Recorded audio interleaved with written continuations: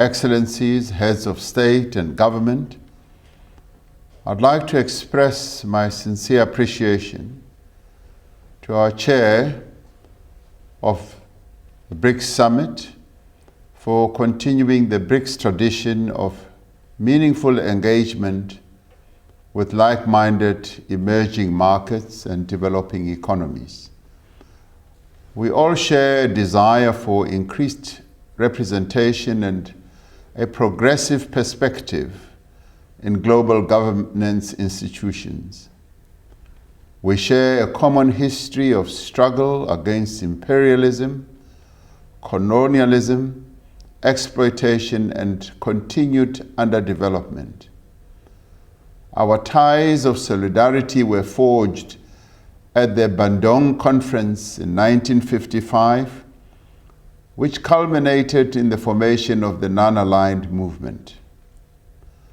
This remains the template for South-South cooperation and solidarity. Less than a decade ago, the world united in a historic decision on the 2030 Agenda for Sustainable Development. We recognized that eradicating poverty was the greatest global challenge of our time. We committed then ourselves to a common agenda for humanity that would see us collectively address climate change, conflict, poverty, and insecurity. The COVID-19 pandemic further revealed our interconnectedness and exposed our shared vulnerabilities. The Ukraine conflict has exposed the fault lines in the international order. Urgent global issues like COVID-19, poverty, inequality, climate change, and other broader sustainable development agendas have been eclipsed by the conflict. We must safeguard the principle of multilateralism. We need a United Nations that is fit for purpose, that is clear in its benefits to all humanity, especially in times of insecurity and crises. We must promote international peace and security by advocating inclusive dialogue and the peaceful settlement of disputes. We need to urgently reform the United Nations Security Council so that it can credibly and effectively perform its mandate.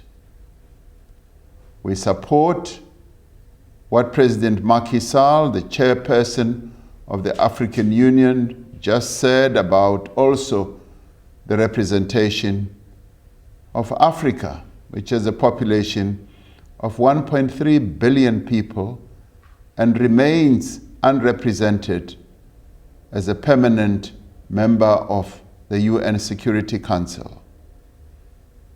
We characterize this as unjust and that this should be addressed, as we cannot remain with a huge portion of the world's population unrepresented in such an important structure of world governance.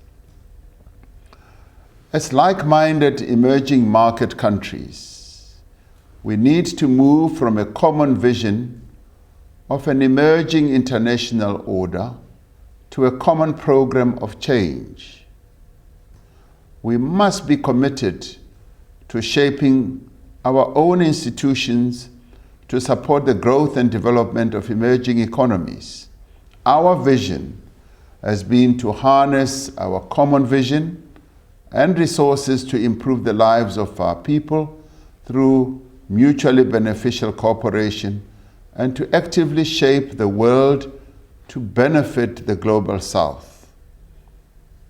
We must approach our cooperation in a spirit of openness and solidarity with a genuine intention to find mutual interest and build common values that will unite all of us. We have the potential to leverage our combined economic strength to drive a sustainable global economic recovery.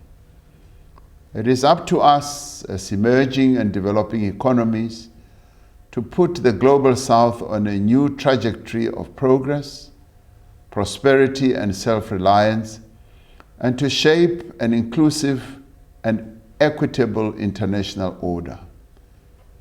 This, President Xi, we believe, is an opportunity to move from solidarity to collective action for the benefit of all our people. I'd like once again to end by thanking you, President Xi Jinping, and the People's Republic of China for arranging this dialogue, a dialogue that we believe will advance the interests of development in emerging economies. I thank you.